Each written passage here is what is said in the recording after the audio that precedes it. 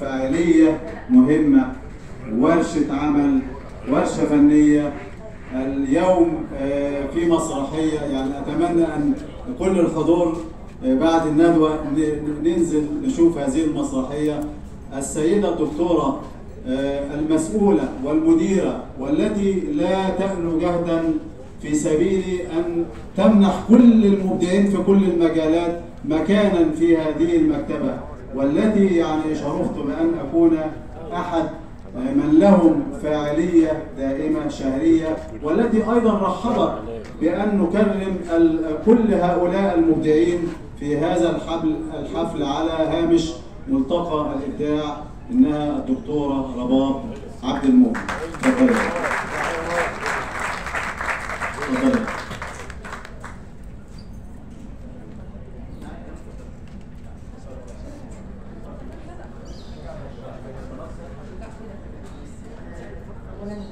مرحبا بمكتبة مصر العامة، وطبعا شكرا للمنصة الكريمة وشكرا للأستاذ أشرف. وهقولها تاني يا أستاذ أشرف، ده مكانكم الطبيعي، أنا ما عملتش حاجة، يعني ده المكان الطبيعي اللي لازم تتجمعوا فيه وتنشروا العلم والأدب والفن والإبداع، فده مكانكم الطبيعي.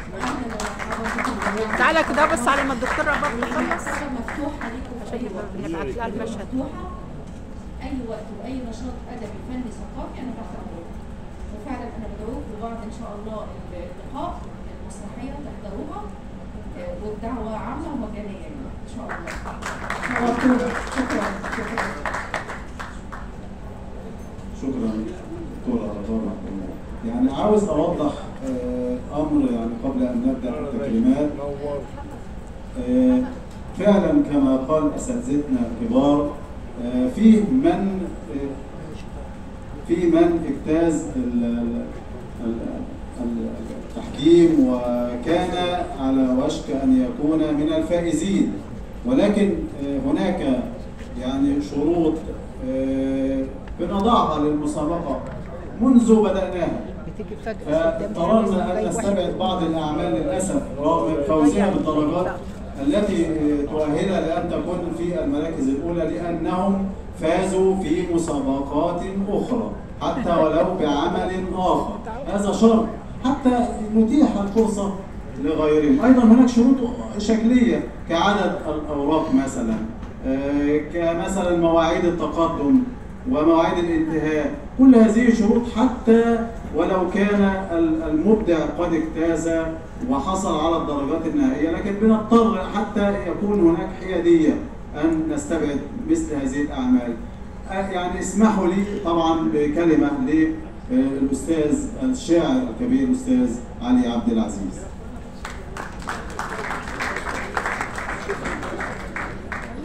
أنا هقدر أقول السلام عليكم ورحمة الله وبركاته. السلام عليكم ورحمة الله وبركاته. كل سنة وحضراتكم طيبين. طبعا بعد الكلام الجميل والعظيم اللي قالوه أساتذتنا ما عنديش كلام. أنا عندي بس بقول الآتي: فلتدعو ألف زهرة تتفتح. يعني كل الشكر للأستاذ أشرف بدير إن هو يعني بيفتح السكة والطريق لكل اللي فعلا قادرين على المسألة. وأنا عايز أقول حاجة تانية صغيرة جدا: إن أي واحد اتقدم للمسابقة هو نجح حتى لو ما طبعنيش كتاب المرات. لأن بالتأكيد لما شاعر فصحى بيقرا له الأستاذ سيد حسن أو عمنا زينهم البدوي، ده في حد ذاته إنجاز. لما أديب بيكتب قصة أو سردة أو أي حاجة ويقرأ له أستاذنا حسن الجوخ، فده في حد ذاته إنجاز. وطبعا ده موجود مع دكتور صديقه حبيب الكبير محمد عطوة. فيعني أنا عايز أقول إن التقدم لأي مسابقة في حد ذاته هو إنجاز. ومسألة بقى مين بيكسب ومين ما بيكسب، كلنا كسبنا، لكن بتبقى بدرجات متفاوتة. يعني فعلا كان قدامنا أسماء وحاجات كنا محتارين جدا، لأن مستوى العامية حقيقي بقى مرتفع جدا جدا جدا. شكرا لكم ونتقابل دائما بكل خير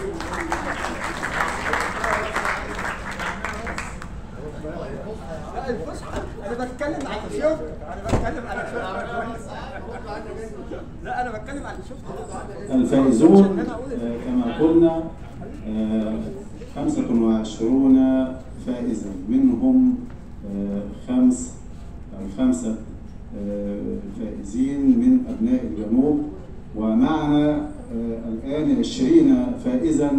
يعني يشرفني طبعا أن أقول أسماءهم لأن أنا حافظهم طبعا، وبعتبر أن أنا عاشرتهم واحد واحد في كتاباتهم.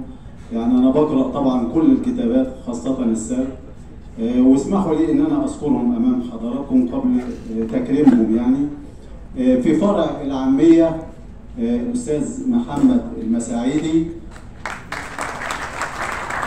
ابن الجنوب طبعا والمقيم في القاهرة، والأستاذ رمضان فؤاد وفا ابن الشرقية، لتعلموا مدى يعني التوزيع الجغرافي. والله لم نكن يعني قاصدين، ولكن ومعنا أيضا في العامية الأستاذة منى عبد الرحمن ابنة الإسكندرية، والأستاذة عبير منصور ابنة الشرقية، والأستاذة ولاء البركاوي ابنة القليوبية والقاهرة، والأستاذ وليد الوصيف ابن الدقهلية، أستاذ أشرف الشناوي ابن الدقهلية.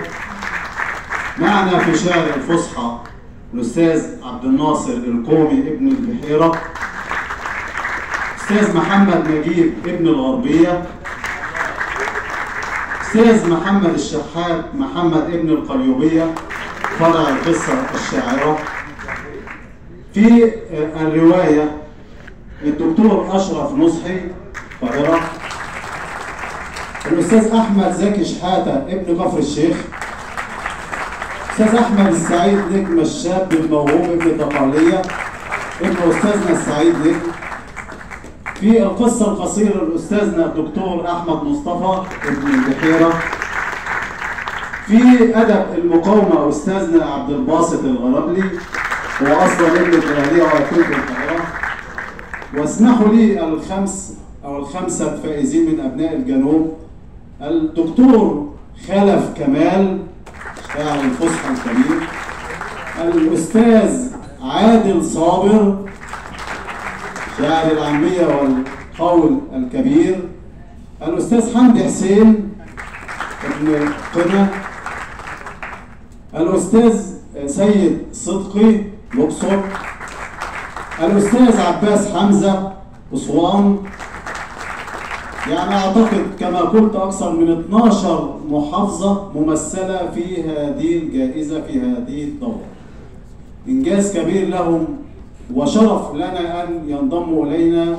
واسمحوا لنا الآن أن نبدأ فقرة التكريمات. أنا معي أساتذة اللغة العربية وأرتجف أمامهم طبعا.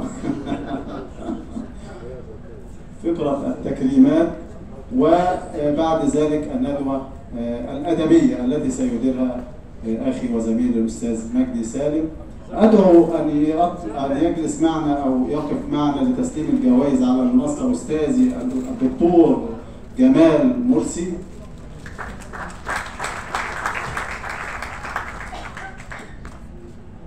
عميد قناديل الشعر ليس في كفر الشيخ فقط ولكن في مصر كلها.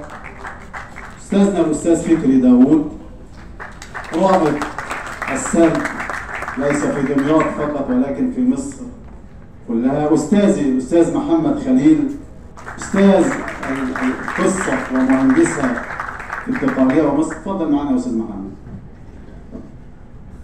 أنا أود والله أن الجميع طبعا الدكتورة رباب يعني لو تسمح يعني تكون معانا في التكريمات. الأستاذ مجدي والأستاذ حسين يتفضلوا علشان نبدأ.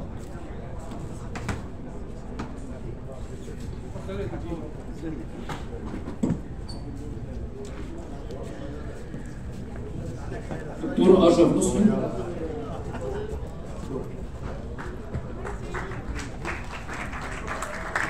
التكريمات من مؤسسة مؤسسة النيل العالمية للتنمية وإعداد القادة.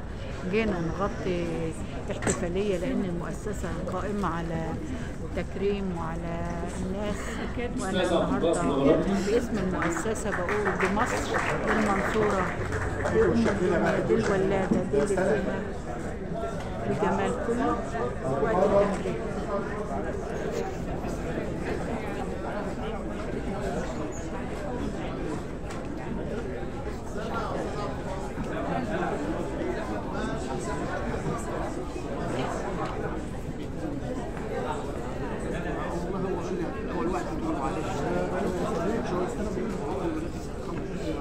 دلنا وشك بقى. لو سمحتم يا اخوانا، لو سمحتم لكن ده بس علشان بس